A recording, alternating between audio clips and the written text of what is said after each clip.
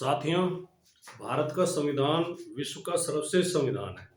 संविधान सभा में अपने आखिरी भाषण में बाबा साहब ने कहा था कि अगर ये संविधान अच्छे लोगों के हाथ में होगा तो ये दुनिया का श्रेष्ठ संविधान सिद्ध होगा, और अगर ये संविधान गलत लोगों के हाथ में चला गया तो ये सबसे खराब संविधान सिद्ध होगा।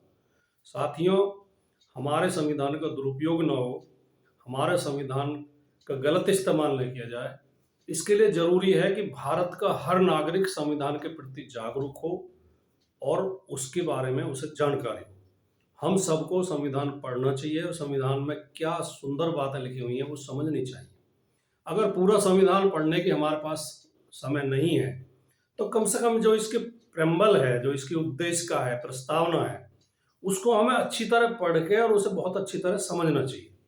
हमारे संविधान की प्रस्तावना जो उद्देश्य का है वो कहती है कि हम भारत के लोग भारत को एक सर्वप्रभुत्व संपन्न, समाजवादी, पंथ निरपेक्ष, लोकतंत्रात्मक गणराज्य बनाने के लिए और उसके समस्त नागरिकों को सामाजिक, आर्थिक, राजनीतिक न्याय, विचार, अभिव्यक्ति, विश्वास, धर्म, उपासना की स्वतंत्रता,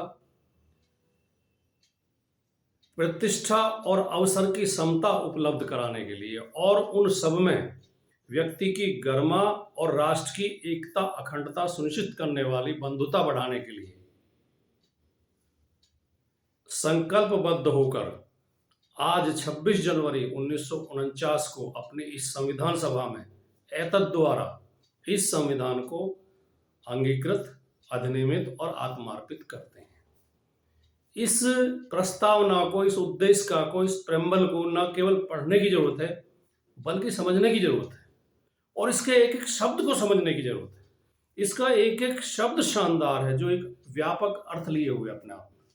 तो साथियों, हमें इन शब्दों पर जोर देना चाहिए कि सबसे पहली बात है सर्वप्रभुत्व संपन्न, समाजवादी, पंथ निरपेक्ष, लोकतंत्रात्मक, गणराज्य। इन शब्दों के अर्थ हमें समझने चाहिए। इसके अलावा हमारा संविधान क्या गारंटी देता है? न्याय की, स्वतंत्रता की, समता की, बंधुता की, भाईचारा। न्याय कौन सा न्याय? सामाजिक, आर्थिक, राजनीतिक न्याय। स्वतंत्रता काहे की? विचार, अभिव्यक्ति, विश्वास, धर्म, उपासना की स्वतंत्रता। समता काहे की? प्रतिष्ठा और अवसर की समता।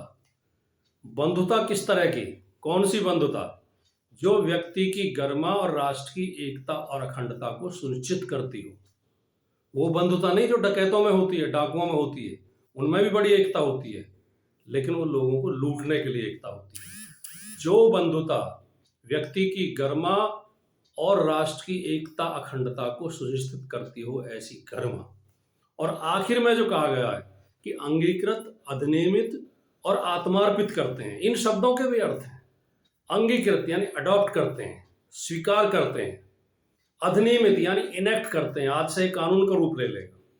और आत्मार्पित, गिव टू अवर सेल्व्स, हमने खुद अपने आप को संविधान दिया है, किसी ने हमारे ऊपर कृपा नहीं की। हमारा संविधान है, भारत के लोग इसमें महत्वपूर्ण हैं, भारत के लोग ही शक्तिशाली हैं।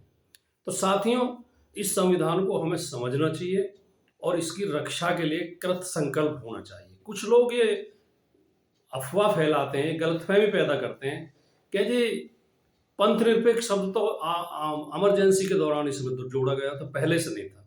मैं बहुत कम समय में एक बात स्पष्ट कर दूं, जो प्रेम्बल है, जो प्रस्तावना है, वो बिल्कुल इस तरह के है संविधान में जिस तरह बाजार में हम जाते हैं, किसी शोरूम के अंदर गेट के पास एक शोकेस लगा होता है।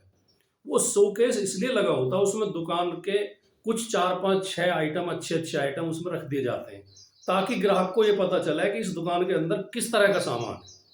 तो हमारी प्रस्तावना केवल नासमझ लोगों को या कम समझ लोगों को या जिनके पास कम समय है, उन्हें बताने का काम करती है कि इसमें क्या क्या प्रमुख विशेषताएं हैं इस संविधान की।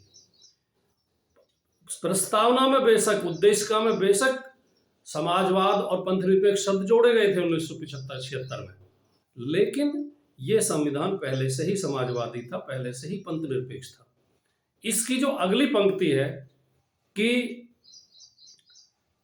विचार, अभिव्यक्ति, विश्वास, धर्म, उपासना की स्वतंत्रता, ये तो नहीं जोड़ी गई थी, ये तो पहले से मौजूद थी।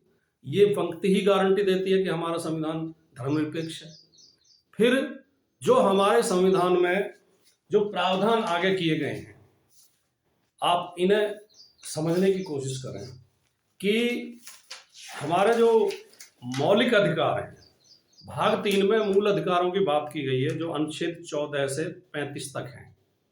इनमें अनुच्छेद 14 क्या कहता है? राज्य भारत के राज्य क्षेत्र में किसी भी व्यक्ति को विधि के समक्ष समता या विधियों के समान संरक्षण से वंचित नहीं करेगा। ये तो नहीं जोड़ा गया था, ये तो पहले से मौजूद था। अनुच्छेद 15 क्या कहता है? राज्य किसी नागरिक के विरुद्ध केवल धर्म, मूलवंश, जाति, लिंग, जन्म स्थान या इनमें से किसी के आधार पर कोई भी भेद नहीं करेगा। और अनुच्छेद 25 क्या कहता है? सभी व्यक्तियों को अंतःकरण की स्वतंत्रता का और धर्म के अबाध रूप से मानने, आचरण करने और प्रचार करने का समान हक होगा। तो ये तीनों अनुच्छेद इस बात की गारंटी है कि हमारा संविधान पहले से ही पंथ निरपेक्ष था।